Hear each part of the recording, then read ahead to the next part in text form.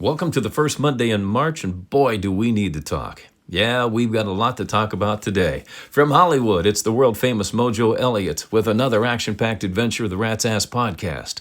Now, don't take this the wrong way when I tell you this, but I don't have a problem with Zelensky showing up at the White House and not wearing a suit. Does Elon Musk show up wearing a suit? Hell no. You see, the suit is overrated, my fiends, but the suit defines who you are. And I'll explain. In 1993, I said, I'm done wearing a damn tie. I'm tired of ties. I'm sick and tired of ties because I discovered the dress tee, silk, polyester, whatever blend. As long as it didn't look like it was a cotton t-shirt, I was down with that, and I didn't have a problem wearing the jacket and the pants. It was loose fitting, it was comfortable. But what really made it comfortable was the dress tee. But I looked at it this way, because I wasn't going to play the corporate game. I had to find something to define myself that didn't make me a corporate guy, because I was never a corporate guy. But I had to play the corporate game. And I think I played it pretty well because I never got fired in the radio business. Can you believe that? Most people get fired 4, 5, 6 times. My entire career, over 4 decades, never fired once. Not once. So I think I played the game pretty well. But I defined myself to the business folks because there was always this line in the radio business about the suits and the creatives. There was always this war. There was always a line in between. But I had to play the corporate game. So the way I defined it was, subliminally, I'm not wearing a tie, so I'm not one of you, but I'm meeting you halfway by wearing the jacket and the pants. And I always wore great shoes. Because here's the thing about a suit, though. You don't have to wear a tie.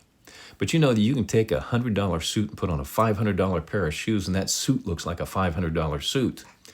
You take a $500 suit with a $40 pair of shoes, that suit looks like a $40 suit. Never forget that. But you don't got to wear a tie. I looked at the suit as my way of saying, yeah, I work for the corporation, but the dress tee says I come from the creative side, not the business side. So we kept it real that way. And it seemed to work out okay, I guess. So I don't have a big deal when people don't wear suits. I think it's like conforming when you dress like everybody else. Suit, tie, it's like a little army. You're marching like little soldiers. We all got the suit and the tie on. You've seen the movie Christmas Vacation, where they come walking in and everybody's walking with the big boss. They got the suit and the tie and everything, all corporate-like. Man, still never wanted to be part of that. But I wanted to be involved where I could probably change minds. But the dress tee said, I'm not one of you. I'm one of the creatives. All right, membership is growing for Rat Nation. We continue to welcome everybody who's joining, the few and the loud. I get it. It's not for everyone, but you can go check it out at ratsasspodcast.com. Now, before I really get rolling here, I do want to thank everybody who listens to the Rat's Ass Podcast on a regular basis. Since we've gone to 3 podcasts a week, our listenership is up 23.4% since January 2nd, so I appreciate the years and your support. 75% of our listening comes from the United States, the remaining 25% from all over the world. So as I kind of tongue-in-cheek say, the world-famous Mojo Elliott, it's not tongue-in-cheek anymore. We're getting there. When it's 50-50, could we say we really are world-famous, maybe? So we're working on it. But I'm happy that you're enjoying the loose behavior that we provide here on the podcast. All right, now the dust-up between President Trump and Vladimir Zelensky on Friday was special, wasn't it? Immediately, the Soros Democratic Party, and that's right, I'm now calling the Democratic Party by their owner's name, the Soros Democratic Party. They immediately went batshit crazy, siding with Zelensky. I mean, they're looking for any crack in the armor to go after Trump. We know this. They want to take him down. It's not that they care about the United States of America. They just want to get Trump. That's all it's about. Because he's attacking the deep state. He's not one of them. Let's go back to my analogy about the suit. Okay, Trump wears a tie, but he could get away with a dress tee if he wanted to. That's what I'm telling you. He's not one of them. And again, the Soros Democratic Party, though, got bitch-slapped by Americans who basically said, hey, back off. This party still doesn't get it. Now, I want to be very clear about this. The Soros Democrats have been up Elon Musk's ass about being a billionaire. And Doge is siding with the billionaires to give them tax breaks. Well, it's all bullshit because the Soros Democrats love billionaires when they support them. Think about it. George Soros is their buddy. And he's not the only billionaire that's a Soros Democrat either. But they love their billionaires, but they don't love a Republican billionaire. Now, if Doge was trying to give billionaires tax breaks, don't you think the Soros Democrat billionaires would get the same tax breaks? So don't let them fool you with their rhetoric. The Soros Democrats used to bitch and complain about millionaires all the time. Bernie Sanders, remember, he was always, the damn millionaires. Well, they don't bitch about the millionaires anymore. You know why? Because every Soros Democrat is a millionaire. So they got to bitch about the billionaires to not draw attention to themselves. Now, I'm not saying there aren't Republican, Libertarian, and Independent millionaires and billionaires, but you don't hear them bitching about them getting tax breaks, do you? It's all part of the Democratic strategy, the Soros Democratic strategy. Remember we talked about the 5 Ds of being a Soros Democrat? Deny, deflect, divide, distract, and demonize. You can always apply one of those 5 to whatever narrative they're trying to sell you. All right, did you watch the Oscars last night? Yeah, neither did I. Last year, I think it was 19.5 million people watched. We'll see what the numbers are in a couple of days. But here's all you need to know. Best Picture, Anora won 5 Oscars total. Best Actor, Adrian Brody for The Brutalist. Actress Mickey Madison for Anora. And Best Director, Sean Baker for Anora. So I guess I'll go see Anora. Could be a snora, but we'll go check it out. I guess Hulu had a rough night. The streaming service kicked off everybody around key moments of the show, including right before the Best Actress and Best Film Awards. So Hulu getting a black eye today. Early reports are Conan O'Brien did a good job as host. I mean, he's as milquetoast as it gets. So, and that's what the Oscars want. Somebody's not going to ruffle any feathers like a Ricky Gervais. But moving on. I wouldn't be a dedicated rocker if I didn't bring up Pink Floyd's Dark Side of the Moon album. It was released 52 years ago on March 1st, and it has sold over 45 million copies to date. Now, here's the most astonishing thing about Dark Side of the Moon and where it stands out from every other album. It was on the Billboard magazine Top 200 album list for 724 consecutive weeks from 1973 to 1988. And since, it's been off and on. But overall, 990 weeks on the Billboard Top 200 album chart. Think of it, as Trump would say. Think of it. 990 weeks. I think it's unbelievable.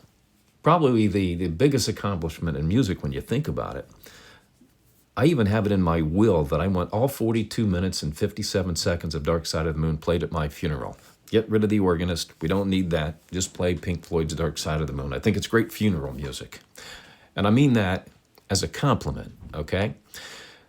I just want to ask the band, if I ever got the chance, never got a chance to interview anybody from Pink Floyd, but I would say, why not 3 more seconds to make it 43 minutes even? Why 42 minutes and 57 seconds? Couldn't give us an extra 3 seconds. That's what's always baffled me about Dark Side of the Moon.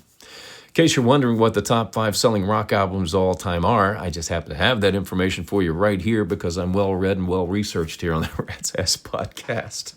All right, these are albums sold from the rock genre. Of course, Michael Jackson's Thriller holds the record all time.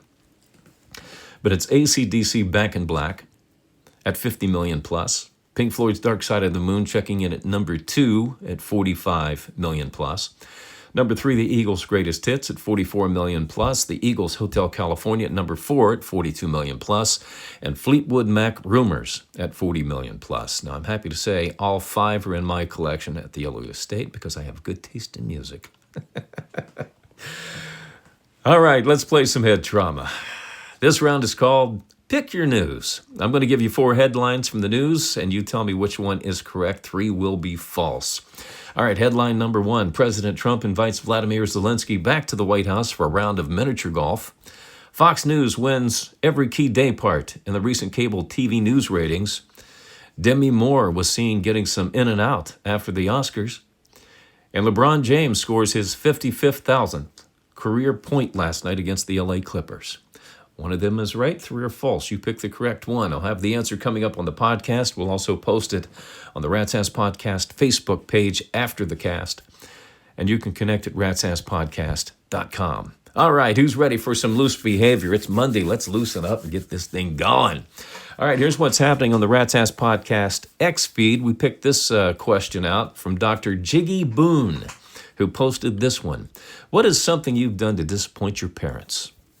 I tried to think of that. What did I do to disappoint? I don't think I disappointed. I know I pissed them off a lot. I grew up as the son of a single mom, too, by the way. Rex Klein. I dropped out of college to pursue acting. I looked Rex up on IMDb. He's not there, so he should have stayed in college. Brenda Massey said, I married a man outside of my race and religion, much to their chagrin. Well, chagrined is the same thing as disappointed, but it does sound more severe, doesn't it?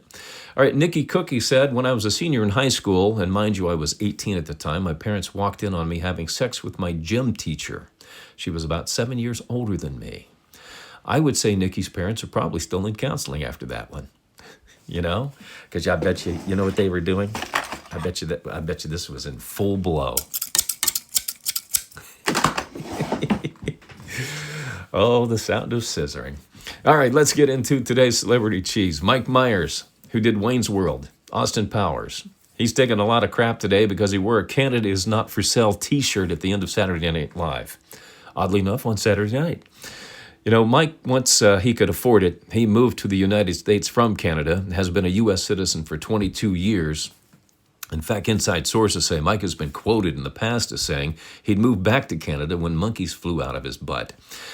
Country bumpkin, Garth Brooks and his wife Trisha Yearwood, I guess they're both country bumpkins, are also experiencing a backlash after going on TikTok to urge people who are tapped out Americans to dig down deep and donate to Ukraine. Here's the deal. Garth and Trisha have what they call rich guilt. So they go on TikTok. They probably had a few bourbons and said, we're feeling really guilty about being rich. Let's go on TikTok and do something good and make ourselves feel better. So they go on and they urge everybody to donate to Ukraine. So they feel better about being dirty, filthy, stinking rich. Together they're worth about $400 million. So before you stick your hand out, Garth and Trisha, I think what Americans are saying to you is show us your check first. That's all. Just show us the check that you wrote. If not, shut the fuck up. Every year, the Oscars screw up the memoriam by leaving somebody out. This year, they missed out on Michelle Trachtenberg, who passed away last week prior to Gene Hackman. But the Oscars didn't let Gene down. They had Morgan Freeman. He did a really nice tribute from what I saw. And because I always watch the memoriam. I did. It's posted on the Rat's Ass Podcast Facebook page right now. It's the only thing I really like to watch, to see, okay, who did I miss? Did I miss anybody who passed away? Well, they forgot Michelle, but they kept Gene, and Morgan Freeman did a nice tribute to him last night. In fact, Morgan kind of looked like he might join the memoriam next year. But hey, by the way, does anybody want to play Celebrity Deadpool? I know people get, oh, no, that's too freaky. But we always do it after the Oscars. And this is where we pick 3 people who we think will be on next year's Oscar memoriam. Clint Eastwood's 94. Do you think? He's still a badass, though. I'm not sure he'll be there. But go ahead, send your 3 picks to ratsasspodcast@gmail.com, and we'll compare either on Wednesday or Friday, depending on how quickly you guys get involved here. But that's Celebrity Deadpool on the Rat's Ass Podcast. Just send it in to us via the Gmail, ratsasspodcast@gmail.com. All right, Timothy Chalamet, who didn't win squat for his portrayal of Bob Dylan, mostly because the Academy had no idea who Bob Dylan was. But anyway, bets were being laid that Timothy and his girlfriend Kylie Jenner would bang on their table at the Oscars. Apparently they were laying on the PDA, really hot and heavy and thick last night while everybody was winning. Maybe they were going for an Oscar from Pornhub or something like that. But who gives a rat's ass? All right, here comes your Rat's Ass Podcast email from our Gmail. You email your questions, comments, and observations to me at ratsasspodcast@gmail.com, and I answer them here on the podcast. All topics are on the table, and I cannot be offended.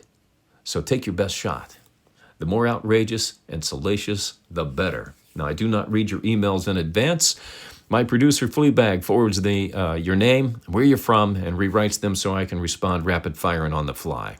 All right, John B. from Dayton, Ohio wrote, I can't believe you made your brother drive 8 hours round trip to the airport and you weren't even there. Have you considered maybe you're the evil prick brother between you two? No, John, I don't, because that one prank was getting back to him for all the evil crap he did to me first. It was my revenge. Who do you think taught me about the art of pranking in the first place? He did have his good points. All right, Kelly K., Boston, Massachusetts. What was your brother's reaction to your airport prank? Well, Kelly, as I recall, we didn't speak again for about 7 years. But when we did, he finally admitted I had pulled off the greatest prank on him during his lifetime, and he blamed himself for falling for it. Just took him 7 years to get to that point. But yeah, that was a damn good prank on my brother. I still take a victory lap on that one. All right, Ryan D., Flagstaff, Arizona said, don't you think you would have more listeners if you didn't criticize Democrats so much? You haven't seen my email, Ryan. And when I look at our listeners state by state, I have more listeners in blue states than red. And, what we practice here is called Love Me, Hate Me podcasting, all right? I found this out working in radio and programming news talk radio stations for a number of years, and it's real simple. Okay, conservatives might listen to conservative talk, but they never call because they agree with the host. What made News Talk Radio with Rush Limbaugh spectacular was the fact that the liberals and the Democrats love to argue. They love to prove that they're right, that they're smarter than everybody else in the room. So they would call Rush and challenge him. Now, once in a while, a conservative would call in and it would lighten up the room. It was called, blending. So I know when it comes to Love Me, Hate Me radio, we're trying this out on podcasting, and you certainly have that choice to choose this or, 2,999,000 other podcasts that are out there. But the bottom line is, I know that people who want to find out if they're the smartest person in the room or prove that they're the smartest person in the room are going to email, they're going to try and get in touch with the podcast. So that's why we do it that way. So no, if anything, I want to piss them off more. All right, Jake T., Hilton Head, South Carolina. What are your thoughts about Pete Rose being considered for the Baseball Hall of Fame now that he's dead? Well, I know President Trump is behind it. Right before the election, right before Rose died, he autographed a ball for Donald Trump that said, "Please make America great again, Mr. President." Pete Rose. It comes down to this. The reason why we give people their due in the Baseball Hall of Fame is because we want to hear the acceptance speech. We want to hear the stories. We want to hear what they have to say about being voted into the Hall of Fame. We won't get that with Pete Rose. We won't get that with Pete. And that's a shame that baseball commissioner Rob Manfred pops up and says, well, maybe we'll reconsider it now after he's dead. I think it really sucks. I think it's disgusting, and it makes Rob Manfred out to be a frickin' clown to do this now after Pete passes away. They did the same thing to Kenny Stabler. Kenny Stabler is my football hero growing up, quarterback of the Raiders. Kenny would go out and bird dog chicks and bang beaver all night and walk in at 6 o'clock in the morning and go win a Super Bowl. But the NFL didn't like him because he was a wild and crazy animal. And I'll take a quarterback who can stay out all night drinking booze and chasing chicks over a Tom Brady type all day long. John Madden always said when the game was on the line, Kenny Stabler would always be his quarterback. And I agree with him.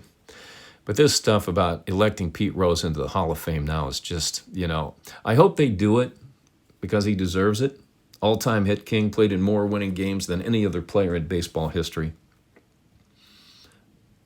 He deserves his due, but I can't see his son, Petey Rose Jr., stepping up and accepting it.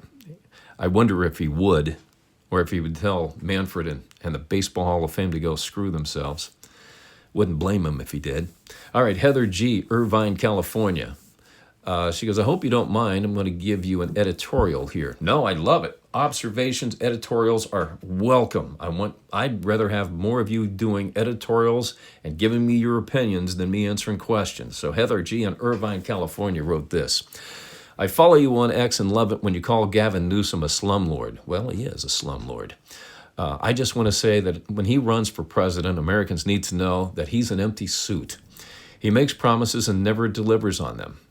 The state is missing billions of dollars that have gone unaccounted for. And if you paid attention to the LA fires, when you see how he's handled those fires, that's how he'll run America. Plus, he slept with his campaign manager's wife. That's really all you need to know about Gavin Newsom. Well, in 2023, Gavin Newsom promised to build 1,220 tiny homes in Sacramento, Los Angeles, San Jose, and San Diego, and to the tune of $750 million. 2 years later, no tiny homes have been built, and no one knows where the $750 million is. So I appreciate the editorial, but just like nobody knows where the $24 billion went for the homeless, this is what happens with these Democrats, the Soros Democrats. They jack your taxes up, then they go spend it like it's their money. Gavin Newsom now just recently bought a $9.1 million home, and he's got another $3 million home somewhere in California, up north, near San Francisco. But somehow, just like all these other countries we send money to, it just goes poof. We know where it's gone. It's going right back into the Soros Democrats' pocket so they can live the high life. All right, Grace P. Leeds, England said, let's talk about sex. Oh, yeah, I've been waiting. Where's the sex? All right, she said, I'm 27, have slept with 21 men in my life. What I've learned is size does matter, but only if men know how to use it. The biggest problem men have is they don't know when to be a jackrabbit. Oh, God. And when to be slow and easy. Guys, all you have to do is ask. Yeah, we do like to figure it out on our own, don't we? But that's part of the fun. But you know what? I've been looking for a sexpert to be like a Dr. Ruth for us. We may have found her. Fleabag, reach out to Grace and see if she's open to the idea of being our Dr. Ruth.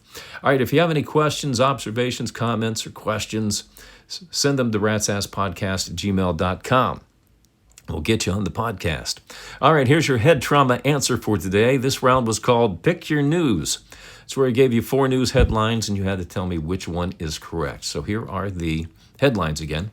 President Trump invites Vladimir Zelensky back to the White House for a round of miniature golf. Fox News wins every key day part in the recent cable TV news ratings. Demi Moore was seen getting some in and out after the Oscars.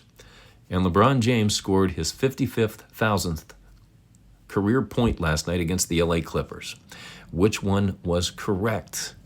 If you picked number 2, Fox News wins every key day part in the recent cable TV news ratings. You picked the right one. And they slaughtered MSNBC and CNN, by the way. They just slaughtered. I think they had double the ratings of both those networks combined. So this is why people are getting fired, because we figured out the damn Soros Democrats. 73% of Americans approve of Doge, by the way. The other 27% are probably collecting from the Soros Democratic Party. All right, how'd you do? If you missed it, go see a doctor about your head trauma. All right, I'm going to go hang 10, but before I do, I've got one more thing for you. Have you ever wondered how much time a moment is? Technically, would you believe it's 90 seconds? So the next time you're having sex and she says, would you hurry up? And you say, oh, come on, just give me a moment. Just give me a moment. 90 seconds is all you have to pay off, gentlemen. 90 seconds. That's when you become a jackrabbit. Right, Grace?